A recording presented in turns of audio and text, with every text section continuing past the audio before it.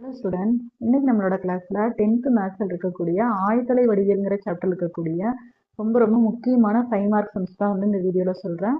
அதுல ஒரு சம் சொல்ற பாருங்க. அது எந்த சம் அப்படின்னா, எடுத்துக்காட்டு 5.4 இருக்கும். இது வந்து செப்டம்பர் 2022 பப்ளிக் எக்ஸாம்ல கேட்டிருந்தாங்க.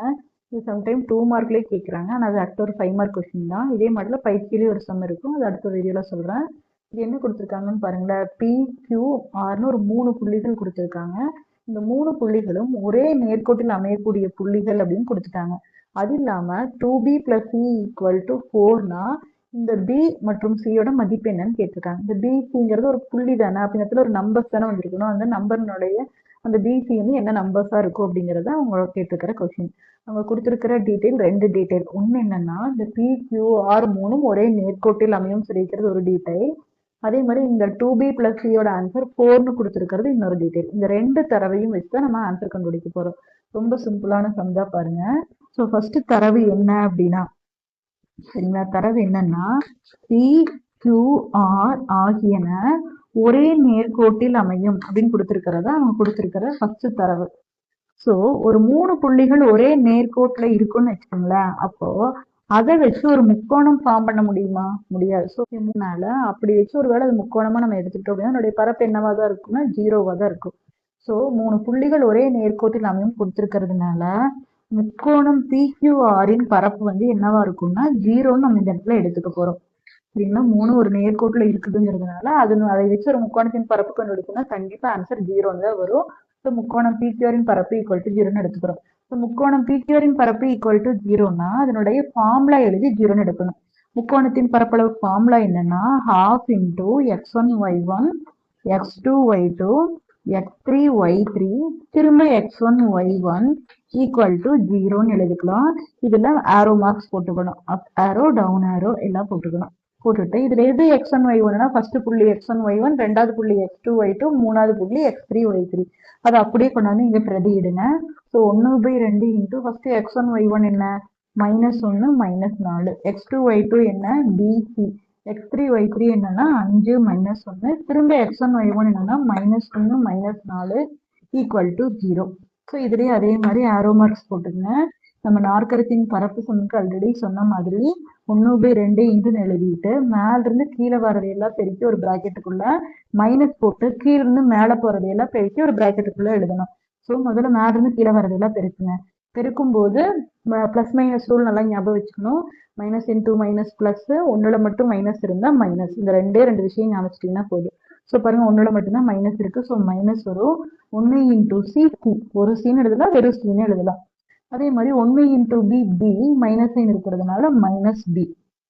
20 மைனஸ் சைன் இருக்கிறதுனால -20 மைனஸ் திரும்ப கீழே இருந்து மேல போறதெல்லாம் பெருக்குங்க. 4 into B 4b minus sign இருக்கிறதுனால -4b. 5 into C 5c plus sign இருக்கிறதுனால +5c. அடுத்தது minus into minus plus, or 1 equal to 0. சரிங்களா, அடுத்த ஸ்டெப்ல ஃபர்ஸ்ட் பிராக்கெட் கொடுக்கறது அப்படியே எழுதிட்டு போறோம். செகண்ட் பிராக்கெட் கொடுக்கறது ஃபுல்லா மைனஸால உள்ள மல்டிப்ளை பண்ணிட்டு போறோம். அதே சமயத்துல இங்க வகுத்தல் இருக்கக்கூடிய 2 அந்த சைடு கொண்டு போக போறோம். வகுத்தல் இருக்கக்கூடிய 2 அந்த பக்கம் போனா பெருக்கல் ஆயிரும்.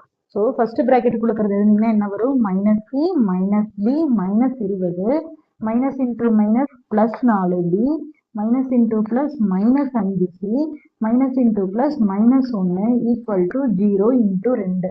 இதெல்லாம் அப்படியே ஆப்போசிட்டா சைன் மாறிடும். -4ங்கிறது +4 ஆயிடுச்சு, +1ங்கிறது -5c ஆயிடுச்சு, +1ங்கிறது -1. இந்த பை 2 இந்த பக்கம் வரதுனால இன்டூ 2 ஆயிடுச்சு. சரிங்களா, இப்போ சி கூட சியை சேர்த்தணும், பி கூட பியை சேர்த்தணும், கான்ஸ்டன்ட் கூட கான்ஸ்டன்ட், மாறிலி கூட மாறிலி சேர்த்தணும். முதல்ல பி கூட பியை சேர்த்துங்க. இது +4b -b. இப்ப இதுல எல்லாமே 3ஆல டிவைட் ஆகக்கூடிய நம்பர் பாருங்க. ஸோ எதால வகுக்கிறோம்னா 3ஆல வகுக்கிறோம். 3ஆல வகுத்தோம்னா இங்க 3 கேன்சல் ஆகி b வந்துடும். 6 3ஆல வகுத்தீங்கன்னா 2c மைனஸ் 21 3ஆல வகுத்தீங்கன்னா 7 3 21 ஈக்குவல் டு 0. அப்போ b minus 2c equal to -7 அந்த பக்கம் போனா +7 ஆகும். இது ஈக்குவேஷன் 1ன்னு வச்சுக்கோங்க. சரிங்களா, இப்போ நம்ம கொடுத்துருக்கிற டீட்டெயில வச்சு நம்மளாம் ஒரு சமன்பாடு உருவாக்கி இருக்கிறோம். ஆல்ரெடி பாத்தீங்கன்னா தரவுல ஒரு சமன்பாடு கொடுத்துருக்காங்க. அந்த சமன்பாடு எடுத்து இங்க கீழே எழுதுங்க. என்ன சமன்பாடுனா 2b + c ஈக்குவல் டு 4ன்னு கொடுத்துருக்காங்க. இது சமன்பாடு 2ன்னு எடுத்துக்கலாம். இது வந்து கிவன் டீடைல், அதாவது தரவு கொஸ்டின்ல கொடுத்துருக்கிற டீடைல். இது ரெண்டையும் நம்ம சால்வ் பண்ணணும் அப்படின்னா நம்மளுக்கு பி மற்றும் சியோட ஆன்சர் கிடைச்சிடும். இது எப்படி சால்வ் பண்ணணும் அப்படின்னா, ஒண்ணு பியோட கெழுக்கள் சமமா இருக்குதான்னு பார்க்கணும், இல்லைன்னா சியோட கெழுக்களால் சமமா இருக்குதான்னு பார்க்கணும். இங்க எதோட கெழுக்களுமே சமமா இல்ல. கெழுக்களை சமப்படுத்துறதுக்கு என்ன பண்ணணும்னா, இங்க சிக்கு பக்கத்துல 2ங்கிற நம்பர் வந்திருக்கிறதுனால இங்கே சிக்கு பக்கத்துல 2ங்கிற நம்பர் வந்துச்சுன்னா 2 ஈக்குவல் ஆயிரும் இல்லையா? சோ இங்க 2 வரணும்னா இந்த ஈக்குவேஷனையும் ஃபுல்லா 2ஆல பெருக்கணும். அப்படி பெருக்கணும்னாக்க இங்க 2 வரும். சோ என்ன பண்ண போறோம்னா சமன்பாடு 1 அப்படியே எழுதிக்க போறோம். சமன்பாடு 1 என்ன? b minus 2c equal to 7. சமன்பாடு 2 ஃபுல்லா எதால பெருக்கிறோம்னா 2ஆல பெருக்கிறோம். எதுக்காக 2ஆல பெருக்கிறோம்னா இங்க 2 வரணுங்கிறதுக்காக. சோ இதை 2ஆல பெருக்கினீங்கன்னா 2 2 4b plus 2 into C 2c equal to 2 4 8. இப்போ இது பிளஸ் 2c மைனஸ் 2ங்கிறதுனால 2 கேன்சல் ஆயிடும்.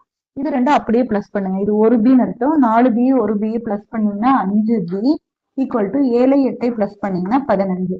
5b ஈக்குவல் டு 15னா b வேணும்னா பெருக்கல்ல கூடிய 5 இந்த பக்கம் வரும்போது வகுத்தல் ஆயிரும். ஸோ 15க்குள்ள எத்தனை 5 இருக்குன்னா 3 5 15. ஸோ பியோட ஆன்சர் கிடைச்சிருச்சு. இந்த நம்மளுக்கு சியோட ஆன்சர் வேணும் இல்லையா? ஸோ கண்டுபிடிச்ச பியோட ஆன்சரை ஈக்குவேஷன் 1லயோ அல்லது ஈக்குவேஷன் 2லயோ சப்ஸ்டியூட் பண்ணீங்கன்னா சியோட ஆன்சர் கிடைச்சிடும். ஸோ பி ஈக்குவல் டு 3 என இதுல கொண்டு போய் சப்ஸ்டியூட் பண்ண போறோம். சமன்பாடு 2ல கொண்டு போய் பிரதியிடலாம்.